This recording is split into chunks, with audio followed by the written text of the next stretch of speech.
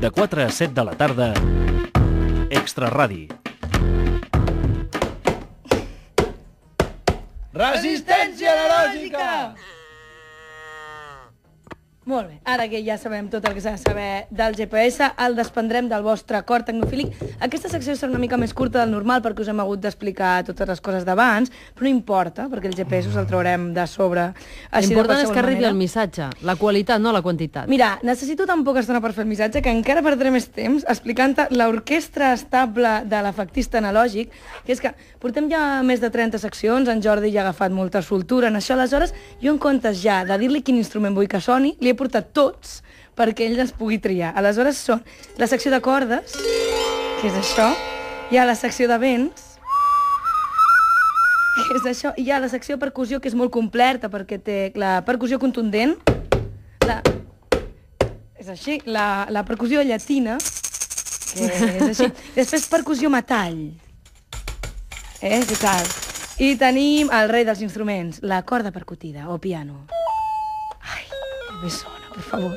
I l'imprescindible vaca. És increïble, no el toca, va sonant. Bé, i la vaca, que fa falta. Molt bé, ja està, això és l'orquestra i anem ja directament a analitzar si fa falta GPS o no. Primer analitzarem si es necessita GPS o no i després les alternatives analògiques de les que disposem. Comencem per la primera. És necessari el GPS? Pot ser útil. No direm que no, però per saber si és necessari o no s'han d'examinar pros i contres que té viatjar sent guiat per un GPS. Comencem pels pros. Pro! Si no saps en un lloc, li dius al GPS que t'hi porti i un elevat percentatge de vegades t'hi portarà. Ja està, analitzem els contres. Embogit. Contres! Sí, estarà una estona, per tant parlo per sobre. Per mi el primer contra és auditiu, com el monstre aquest que ha embogit. Para-ho. No pot parar? No pot parar. Bé, com anàvem dient, les veus del GPS cauen malament i aquest és el primer contra. Hi ha dos tipus de veus, hi ha que són així com bordes. D'aquí 200 metres, giri a la dreta. I hi ha com que són seductores. D'aquí a 200 metres, giri a la dreta. Però tant unes com les altres cauen fatal i aquest és el primer contra. Anem al segon. Segon contra. Els GPS acaben en la conversa en circulació. Els temes més interessants de la vida, de vegades surten al cotxe. Que ens diuen quants metres falta per la rotonda. Estàs molt ocupat escoltant això. Atenció, radar a 500 metres. I tothom ha d'estar molt callat per escoltar aquesta persona inexistent, que a més té nom. La del cotxe de mons pares es diu Montse. Anem al tercer contra. Tercer contra. Gràcies. No només acaba amb la conversa en trànsit, sinó que pot acabar amb els càntics al cotxe, que són el millor d'anar en cotxe. Nens, no canteu que haig de sentir la Montse que m'avisa dels radars. Exacte, i això és un drama paternofilial. Però no és res comparat amb el drama conjugal que comporta el quart contra. Quart contra. Què passa si el GPS diu que has d'anar a una banda i el copilot diu que has d'anar a una altra? Què passa? Crisi. Què passa? Crisi. Has de prendre una decisió. Crisi. Una decisió. Què decideixes? Li fas cas a la persona o li fas cas a la màquina? De qui et refies abans? Dóna igual. Amb qui vius? Amb la parella? Sempre on digui la parella. Vale, si li fas cas a la parella... Si no li fas cas a la parella, s'enfadarà la parella. Però si no li fas cas a la màquina, s'enfadarà la màquina. En 200 metres giri a la dreta. I no gires, vale? En 500 metres giri a la dreta. I no gires. Després de la rotonda, giri a la dreta. I així et va dient, fins que et poses molt nerviós i què fas? Apagues el GPS.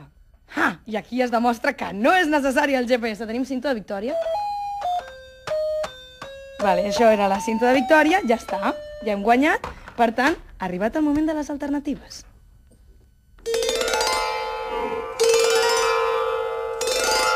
Alternatives, el GPS. Bàsicament són tres, la guia Michelin, preguntar o perdre's.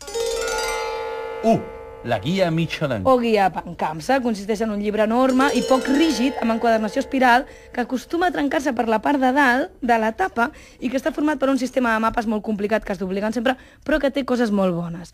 Per exemple, que no s'enfada en absolut si no li fas cas o modifiques el recorregut. Cert. I, per altre exemple, que pots riure molt llegint les llistes interminables de noms de pobles. Jo n'he seleccionat 3 per l'ocasió: Venta de Baños, a Palencia; Cachorrilla, a la província de Cáceres; i Guarromán, a la província de Jaén. Anem a la segona alternativa GPS. Pregunta. La tècnica de preguntar és molt senzilla, només cal apropar-se a un altre ésser, si és humà millor, i ja pot estar a la vorera o dins d'un altre cotxe. El segon que hem de fer és baixar la música, molt important, després baixar la finestra, que és encara més important. Ens hem de disculpar el primer de tot i després hem de dir el nom del lloc on anem en pregunta. Vale? Ara farem una simulació. Anem conduint, frenem, baixem la finestra, ens disculpem i preguntem. Guarroman? Ja està, és superfàcil. Però és una mica més difícil entendre la resposta. Pot desorientar molt. Hi ha dos tipus de resposta. Una és la senzilla. Tu tira tot recte i ja ho veuràs. I l'altra és la complicada. Mira, la primera a la dreta. No, la segona a la dreta i la següent a l'esquerra. Llavors, et poses al cantó i quan passes la tercera, la fàbrica, però no la fàbrica de les xemeneies grans. L'altra, la següent rotonda. La següent rotonda, llavors la tercera a la dreta. El problema no és aquest. Quin és el problema? Que... Gràcies, és un efecte molt bo.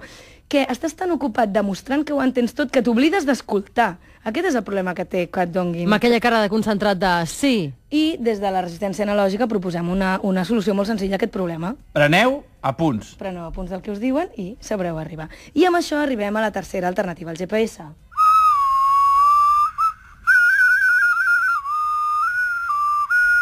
Perdre's.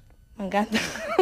Bé, perdre's és la tercera alternativa. És fàcil, és ràpid, pot ser gratis si no se t'acaba la benzina i consisteix en no arribar al lloc on havies d'arribar, però arribar a algun altre. Això pot ser en algunes circumstàncies un problema, però en altres pot ser una gran solució.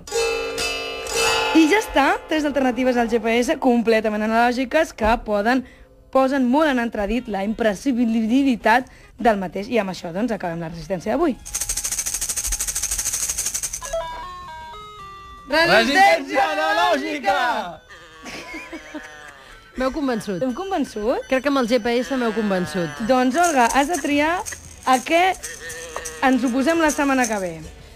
Per exemple. A veure, opcions. Quines opcions hi ha?